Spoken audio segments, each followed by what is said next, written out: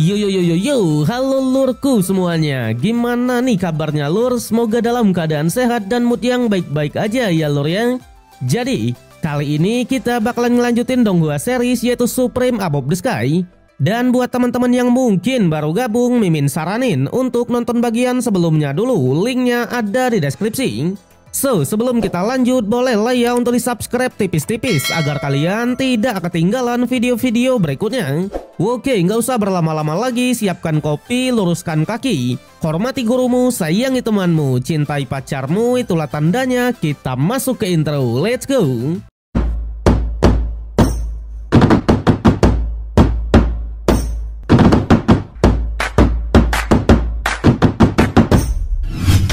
Oke lur, mengingat sedikit dari episode kemarin, di mana Ling Tian dan para jenius sedang memperebutkan rumput pencari naga.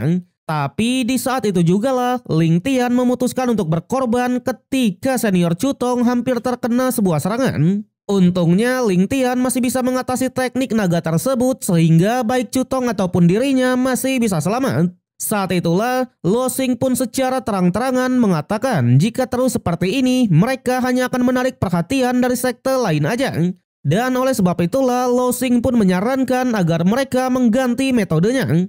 Jadi, karena rumput pencari naga pertama kali ditemukan oleh Akademi Kerajaan, siapapun yang berani membunuh dua muridnya, maka dua rumput tersebut akan diserahkan kepadanya. Ternyata Lo Xing mencoba bertindak licik. Ia tahu Akademi Kerajaan punya hubungan erat dengan keluarga kerajaan di negara Yangyuan, di mana jika membunuh mereka, maka pasti akan bermusuhan dengan keluarga kerajaan di negara Yangyuan. Jadi siapapun yang berani mengambil resiko itu, Lo Xing siap mengalah dan pasti akan memberikan dua rumput tersebut.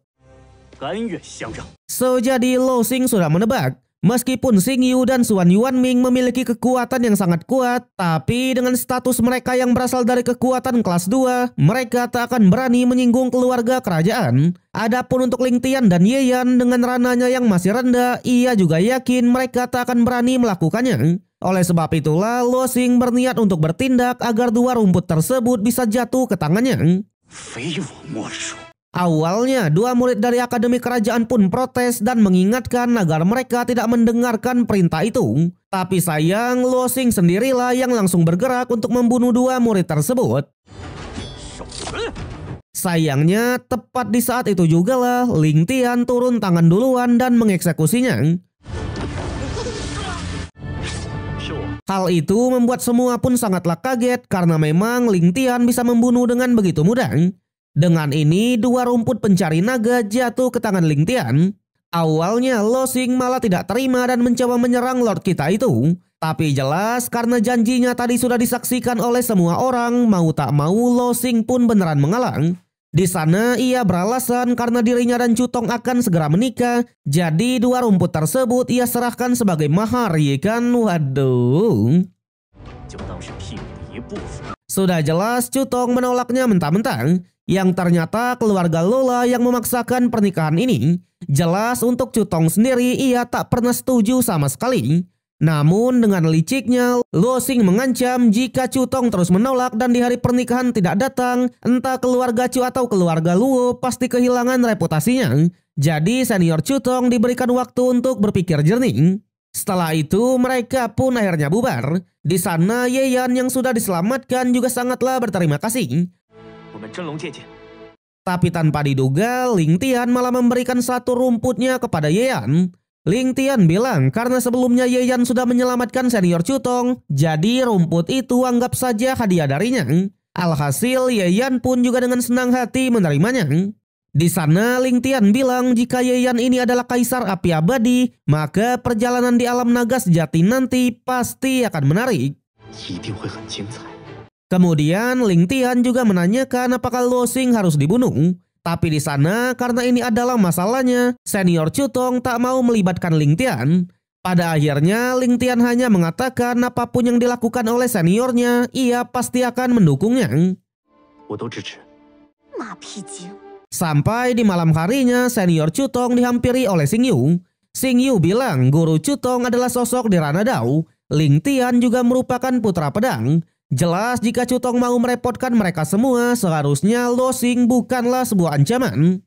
你为什么不肯求他们帮？ Tapi di sana Cutong tetap tak mau merepotkan teman-temannya itu dan berniat menyelesaikan masalahnya seorang diri. Selain itu, alasan Xingyu datang ke sini ternyata memang diperintahkan oleh Cutong untuk mengantarkan sebuah pil. Awalnya Xingyu sudah memperingatkan jika Cutong melakukannya, Ling Tian bisa saja membencinya.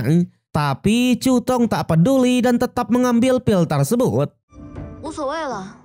Kembali ke Ling Tian, ia pun langsung menyerap rumput pencari naga dan berhasil meningkatkan rananya menjadi cakra spiritual tingkat 8. Dengan ini, Ling Tian hanya perlu menunggu sampai alam naga sejati terbuka nanti.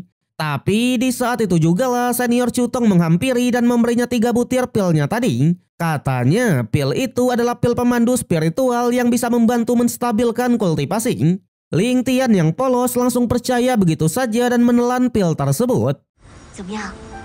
有什么？ Tapi ternyata pil itu adalah pil perangsang ya lur ya. Waduh. Dimana senior Cutong baper dan mulai menaruh perasaan kepada Ling Tian. Sementara Ling Tian sendiri alih-alih terangsang seketika dirinya malah tertidur. Hal itu membuat Cutong pun sedikit bertanya-tanya karena memang menurut info dari Xingyu, pil ini bisa meningkatkan nafsu seseorang.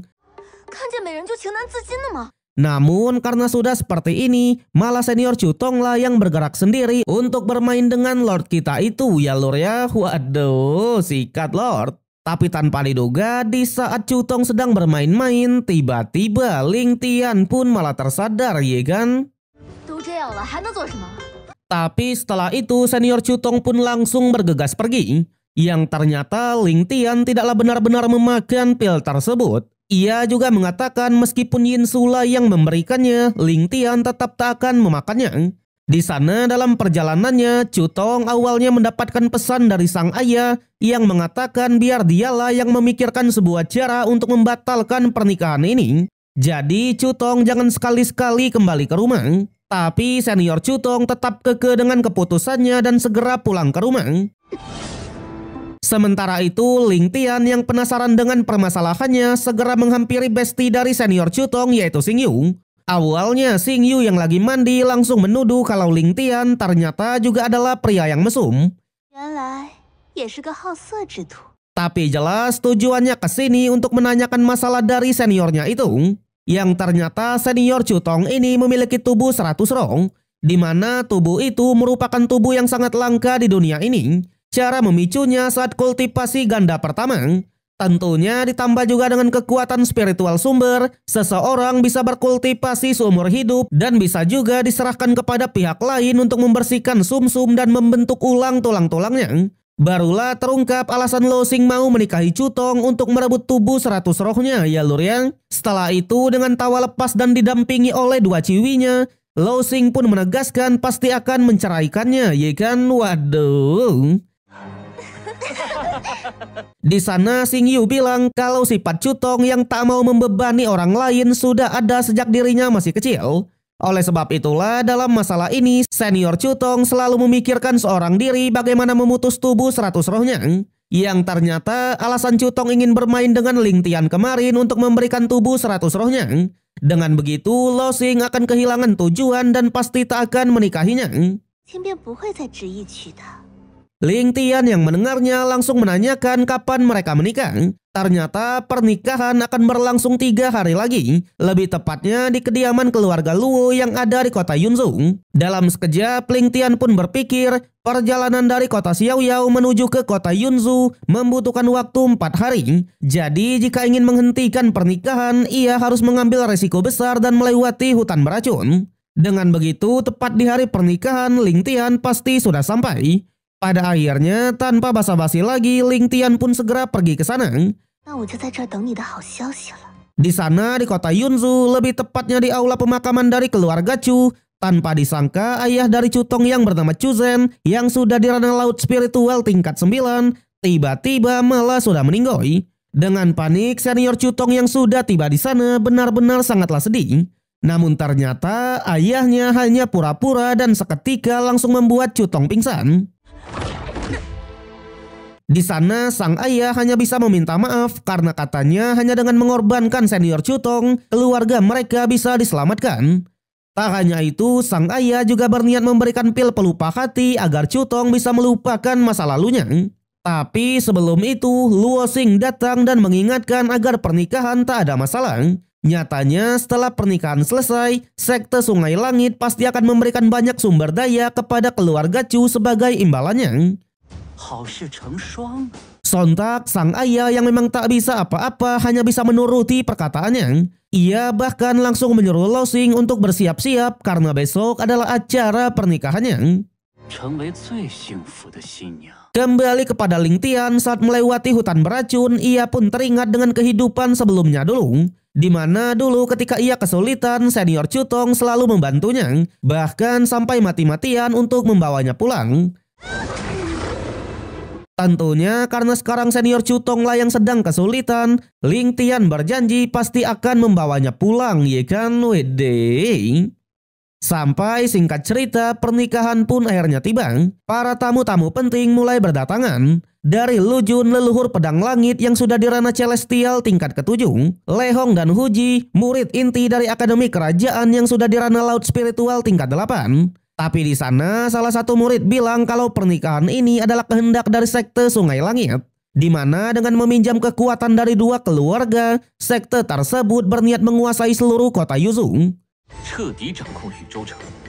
Sampai kita pun juga diperkenalkan oleh gurunya Luo Xing, tetua di sekte Sungai Langit yang bernama Feng Yu. Dia sudah dirana celestial tingkat ke-3. Saat itulah sebagai guru, tetua Feng pun langsung memanggil kedua mempelai untuk memasuki aula utama. Terlihat dengan kostum merah merona, penampilan mereka pun terlihat indah. Tapi tidak dengan senior Chutong yang terlihat sangat terpaksa, bahkan tubuhnya pun sampai dikendalikan. Tentunya melihat kecantikan dari Chutong, hampir semua tamu benar-benar langsung terpana. Apalagi Chutong juga memiliki tubuh 100 rong. Jadi dengan ini Luo Xing pasti akan menjadi murid pertama dari sektenya. Di sana dipimpin langsung oleh gurunya, kedua mempelai disuruh memberikan hormat pertama atas sumpah kepada langit dan bumi. Lagi-lagi tubuh senior Chutong digerakkan secara paksa dan dikendalikan. Hormat kedua diberikan kepada orang tua dan hormat ketiga untuk meresmikan pernikahannya. Di sana senior Chutong benar-benar tak mau. Sampai ketika tubuhnya mulai dipaksa, untungnya King Ling Tian muncul dan langsung ngacak-ngacak pernikahan itu. Ia bahkan langsung memutus tali pernikahannya di depan semua orang ya lur ya. Waduh, sikat King.